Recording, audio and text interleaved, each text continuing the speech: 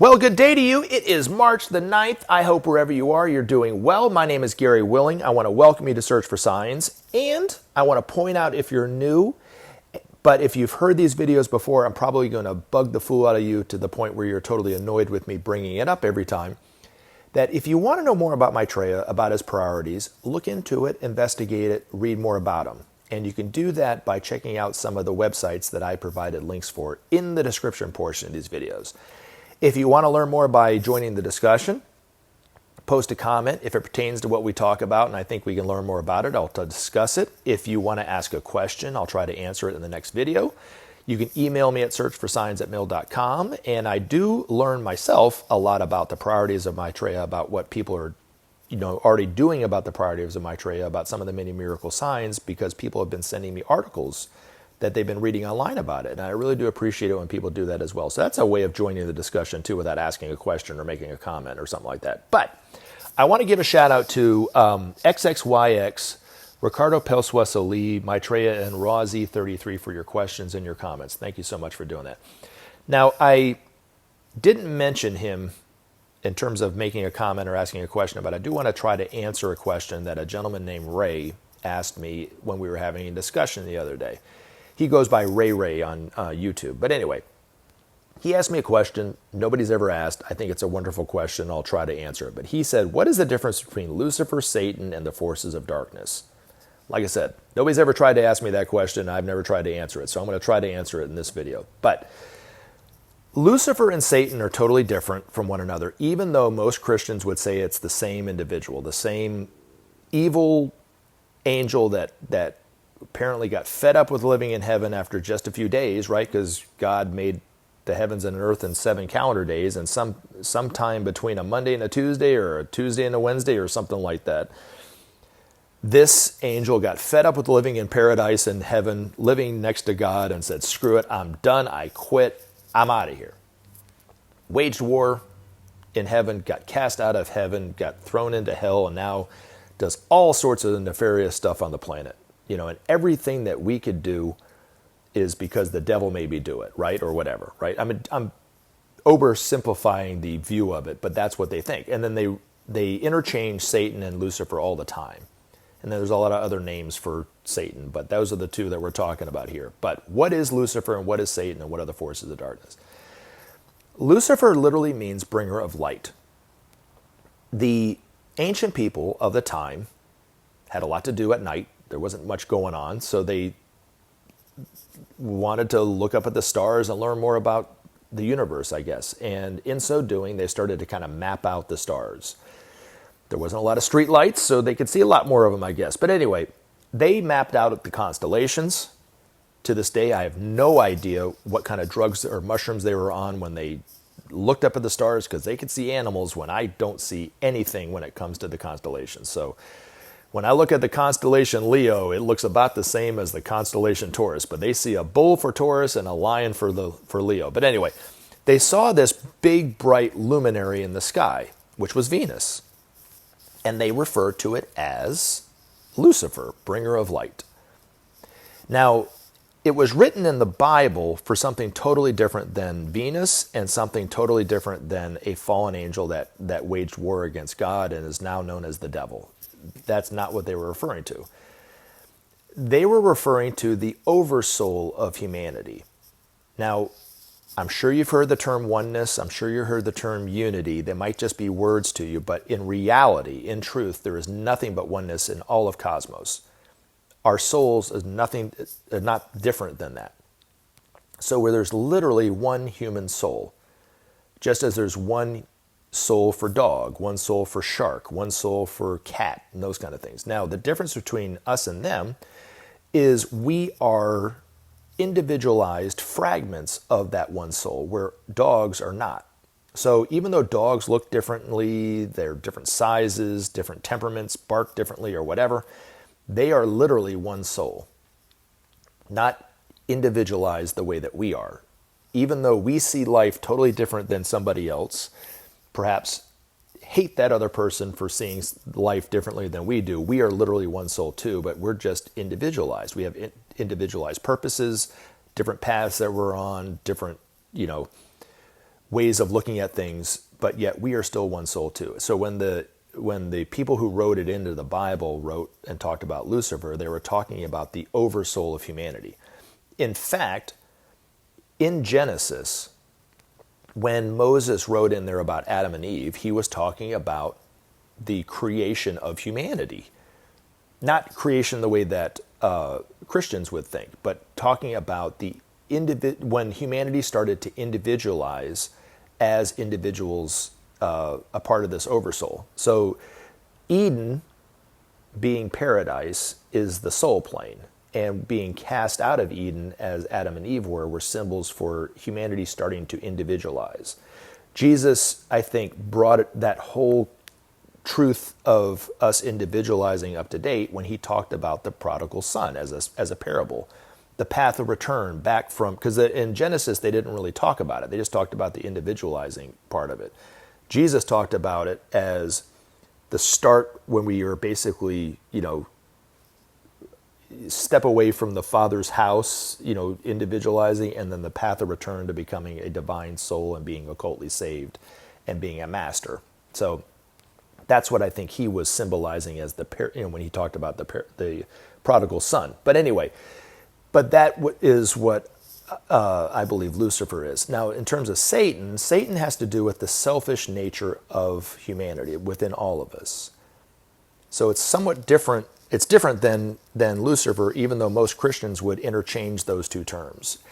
But when it was written in the Bible, Satan, they were talking about the selfish nature of humanity. So when Paul wrote to the Corinthians and said, even Satan can disguise himself as an angel of light, he was talking about our intentions. And you have to be very guarded about what your intentions are. Are they selfless? Are they truly selfless? Are they truly of the highest good? Are they selfish and could eventually lead to destruction? And a lot of times, in fact, quite a bit of times, a person could think that what they're doing is the utmost good and is selfless, but yet is very selfish and will eventually be very destructive. We can see it in other people. We can see it in our politicians and celebrities and those kind of things, and see the kind of life that they have, how they're talking about what they're doing is the ultimate good and all this kind of stuff. And it's very clear for us to see that it's not, right? For them, it might not be so easy, but yet if you turn it and look at yourself, it's oftentimes very, very, very, very difficult to see that what you're doing is actually not selfless, but selfish. That's what I think Paul was talking about. Even though people make it out to be that there's some kind of antichrist figure, whether it's Maitreya or somebody else in the future, we'll be talking about peace. Well, then, Maitreya is already talking about peace, the need for peace. Well, he must be the antichrist because he's talking about peace. But they've taken what Paul said, misinterpreted it, created this prejudice towards Maitreya and what he's saying, and making it out that he's evil because he's saying that peace is not only possible, but it's something that we have to do. So that's where I think that we get things confused and mixed up. But anyway, that's what Satan is as far as I'm concerned. And then the forces of darkness are something entirely different. They are a group of masters in their own way, but lords of materiality, the forces of evil and those kind of things, quite different, almost the opposite side of the coin. Everything has its opposites. They're the masters of wisdom, light and love, oneness, those kind of things. And then you have the forces of darkness that are very much against all that, but yet are very powerful in their own way and influence humanity in their own way, but are working indirectly through their disciples, just as the forces of light are working indirectly through their disciples. Now, the kicker of it is, here's the rub, is that eons upon eons ago, both groups, the forces of light and the forces of darkness, agreed to step away from their direct influence on humanity, and then would work and get their plans out indirectly through their men and women living out in the world. And they've done that for eons. Now, like I said, here's the rub, is the masters of wisdom are already making inroads back into directly influencing humanity and teaching humanity like they did eons ago. And that's what's going on right now. Maitreya has already given interviews on TV, is already speaking to humanity through the media. He's not claiming to be Maitreya, but that's where we're at right now. Other masters have already started to enter major cities and are not declared as masters yet. They are fully conscious of being masters, but people around them don't know who they are. Eventually, after Maitreya is out, known for who he is, he will start to introduce these masters one by one, and they will start to work with humanity more and more directly now and into the future. So that's kind of where we're at right now. And then once that happens, the influence of the forces of darkness on humanity will wane to the point where it will be minimal. It won't be totally destroyed, but very minimal. And if you read the Bible, there's a little bitty verse in Revelations where it says the beast will be chained back for a time and a half. That's what John was talking about, is that the influence of the forces of darkness will be defeated enough over the next 3,000 years that the influence over humanity will be minimal. And then it will eventually be re-released again. So the Antichrist energy will be re-released again sometime in the middle of the Capricorn age. So we got that to look forward to, but not anytime soon. But anyway, that's my own little itty-bitty explanation of the forces of darkness. So there is a difference between Lucifer, Satan, and the forces of darkness, and I'm glad you asked that question, Ray. I really do appreciate it. So hopefully that sheds some light. Get it? Shed some light, Lucifer, on the what the difference is between those three. And I understand that people would think that I'm talking about Satan this whole time, but I'm not. So that's, like I said, it's totally different. Now, let's see. XXYX, you had a comment that I wanted to address before I get to Raw Z33's question. Hey, Gary, long time. I've been following Maitreya for over a decade. I've done transmission meditation with Benjamin Creme when he was at FIT. What is FIT? I don't know. Here in NYC. I know what NYC is, New York City. In like 2006. I go to Share International. I've attended lectures at the Theosophical Society on 51st Street. I've read Blavatsky, Bailey, and Occult. Most of Lucia's trust books. I just don't see any of this stuff happening. For the last years, everything's just gotten worse and worse, and Share International Zoom calls are just like knitting circles that don't mention Maitreya. I'm laughing at the knitting circles reference, but they don't mention Maitreya anymore on their calls. Or on their Zoom calls. That's weird. The sort of cleavage has been thrown for a while now. When will things start to pick up? It's losing the movement, and I've really lost momentum for me. Ziola Hart. Now, Ziola, Ricardo Pelsuesoli quoted, I think he quoted Benjamin Creme's master, but he might have quoted Maitreya. I remember reading this quote, but I can't remember who said it, and it doesn't really matter. It's true. But if you go down and you read how he replied to you, I think that might give you some encouragement and some hope, because it's definitely spot on. Now, my 2 cents into what you're saying, I was trying to think of how I could answer or address your comment. Okay, so the other night when I was thinking about what you said, I thought about this, and I'm going to explain why I'm saying this first, and hopefully it'll make more sense. But when Benjamin Creme was giving, when he was alive, and I was at one of the conferences, I can't remember exactly what year it was, but it was a while ago. Someone asked him,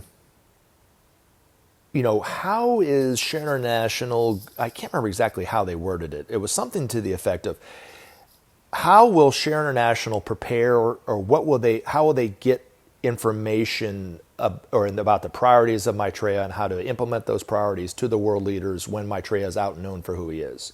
Something to that effect. Meaning that Share International will play the role of the intermediary between world leaders and the masters and Maitreya. And Ben laughed at this and he goes, what are you talking about? The world leaders aren't going to go to Share International for any information. They're going to go directly to Maitreya and the masters. That's the whole point. Most of the world leaders on the world stage today are more advanced than the people from Share International. So why would they even go to you anyway? That's what he said. But they will get their information directly from them. Now, why am I saying this in reference to your comment? Okay, is that people look at Share International as Maitreya. It's not the same thing. They are just people who are getting the information out there. And it was a lot easier with somebody like Benjamin Creme galvanizing that group than it is today. But even in the 90s, right after when I started, the group that I came in contact with here in Atlanta didn't have a name. It was just a transmission meditation group. We did our own outreach. We didn't have a name attached to it or anything because Benjamin Creme's master advised all the groups to not name themselves. That way people could come and go as they please, and they don't have to go through a door or climb over a wall to get to you, and then to get out, they have to climb back over that wall again. They could just go freely in and out. And that was his advice to the group, and the group didn't listen to him, and they started to name themselves. And guess what happens when you name yourself? You start to become an organization, and that was the danger. And it's been coming for a while.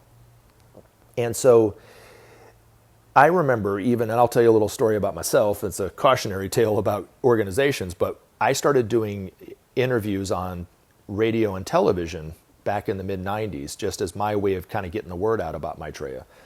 There was no YouTube, or I would have done it on YouTube. But anyway, so I was doing interviews, and I just happened to mention something to the press person at Share International. I won't mention this person's name. But anyway, I just mentioned something about getting an interview in this state.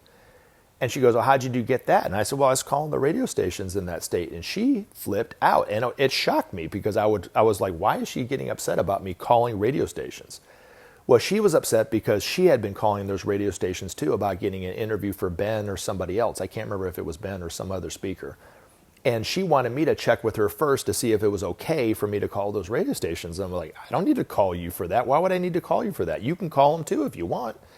I wasn't upset that she was calling those radio stations, but she was upset that I was calling those radio stations.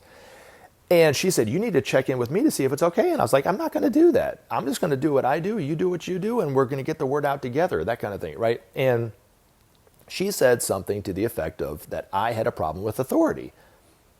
And I went, you're not my authority.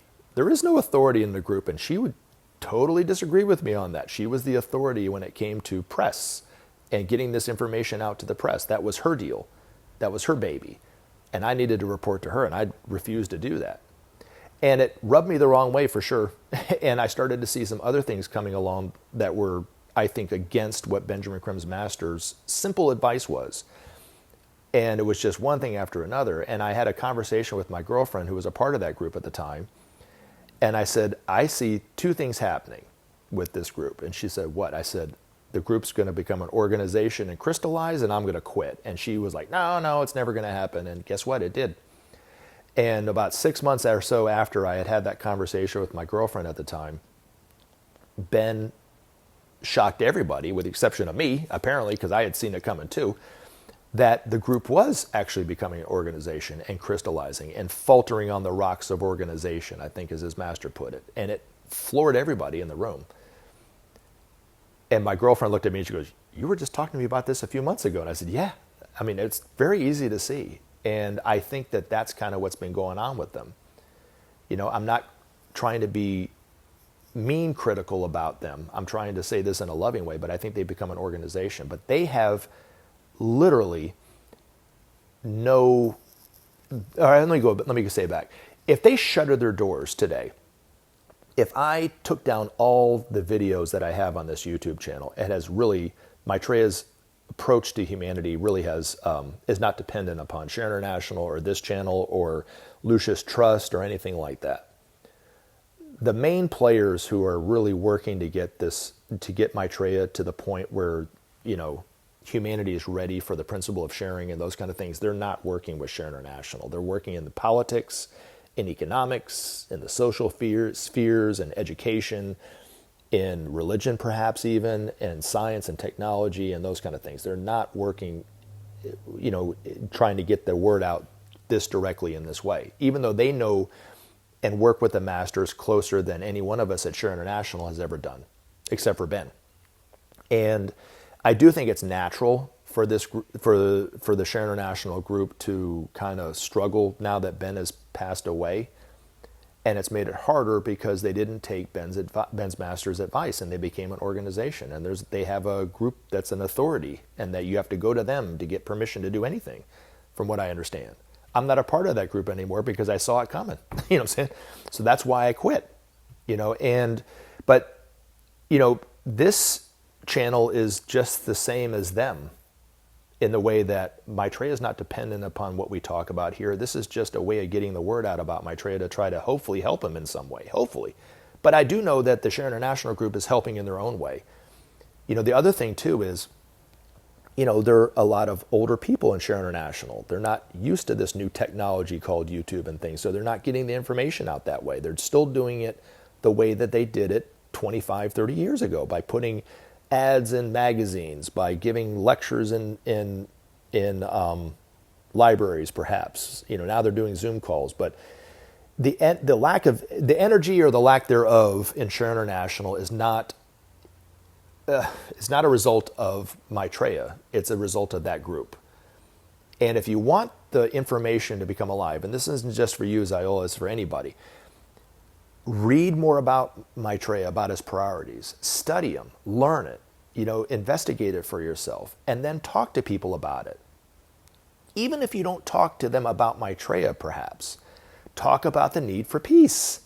It's the most important thing that we could be doing today, is talking about peace. Nobody's talking about it, really. They're talking about the political divisions. They're talking about wokeness. They're talking about this, that, and the other. They're not talking about peace. But Maitreya says, without peace, there will be no future for humanity. And then if you go back and you just do a little research and look at the Marshall Plan, you'll see that when I realized that the truth of what Maitreya said, without sharing there would be no justice, without justice there would be no peace, and without peace there would be no future. When I saw that, because of the Marshall Plan, it broke it all open for me. I saw it. I was like, oh my gosh, yes, this is true. And that's when I started talking about it with people, because it became real to me. But this information will become alive to you when you apply it. Maitreya and his teachings will become real when you start talking about it with other people. And the other thing too I'll say, and I'll end it with this, is it's a mistake to look to other people like Share International to give you hope. You be the hope for others. Look and apply it. What's the saying? Be the change you want to see in the world, and those kind of things. And I'm not being critical of what you said, because I understand. I've been there where you're at. And the only way to get out of it is to apply it and to start talking about it with people. And it will make it more real to you than you could possibly imagine. And this tiny little YouTube channel is a resource to talk about some of these things, to get some of this stuff out there, right? To hopefully be a little more hope for everybody too in the same way. But you can do it too. You don't have to rely on Share International. People love to throw Share International under the bus, and because they're not doing what they think they should be doing. That's just Share International. Maitreya and the Masters of Wisdom aren't dependent on Share International. They're not dependent on me or you or anybody else. They're coming out into the world no matter what. You know what I'm saying? And that's the most important thing that we should be talking about, along with peace and his priorities and those kind of things. So hopefully that helps. And hopefully that addresses that concern as much as I can. And I really do appreciate you sharing what you wrote and your experiences in that way, because it's not uncommon, Ziola. I can assure you of that. So I'm glad you talked about it. All right, so Razi33, what'd you have to ask? Why don't you work with the Lord Maitreya personally? He can be contacted just like other spirits. It is very possible even right now. Okay, so first of all, Maitreya works with me the only way that he can work with me, just as he can work with you or anybody else. And, and that is by the teachings of Maitreya, more than anything else, but also the times that I've seen him and he's given me direct teachings that way. But he can't communicate with me telepathically because I'm not advanced enough to be able to do that. I haven't been trained by a master to be able to do that. Someone like Benjamin Creme was very advanced. He was a unique quantity, really. And he's not alone in how advanced he is. He was just a very advanced member of humanity. He was very advanced. But he was trained by his master to be able to do what he could do. He was trained for years, 20 hours a day sometimes, according to Benjamin Creme, to be able to do what he could do. You can't just fall out of bed and do it. I'm not advanced enough to be able to do that at the recording of this video. I won't be able to be advanced enough in this whole lifetime of mine, and I'm okay with that. But I can take some of the things that he said to me and share them with you. By talking about the priorities of Maitreya, I think I'm working with Maitreya in some way, right? But again, to go back to what I just said in the previous video, Maitreya is really not the slightest bit interested in, or dependent, he's interested, but not the slightest bit dependent upon this channel at all. You know, he is doing what he needs to do to awake humanity up to the need for peace, the need to share, those kind of things. Our job is to talk about it, to discuss it, and hopefully to do it in our own way. You know, and that's why I talk about this in this way. You know, if you want to help Maitreya, you want to help the world, let people know how important peace is. Let people know how to get there through the principle of sharing. If you want to put yourself out there and talk about what you know about Maitreya, that will make it more real for you too. But it's not just about me working with Maitreya personally or whatever like that. That's not going to happen in that way, unfortunately. You know what I mean? But you don't have to even reinvent the wheel. You can go back and read Benjamin Creme's books. You can go back and read The Master Speaks by Benjamin Creme's master. You can watch videos of Benjamin Creme and get the same effect from somebody who has worked with these masters personally, as Benjamin Creme did. You can watch videos from Krishnamurti, who has worked with these masters personally. So you don't need me, you know what I'm saying? So hopefully that answers that question, but I appreciate your question nonetheless. And like I said, I love you guys. Thank you very much. I look forward to putting up more videos in the future. You guys have a wonderful, wonderful day. Take action and help SOP save our planet. Thanks for listening, and we look forward to talking to you again in future videos. Thank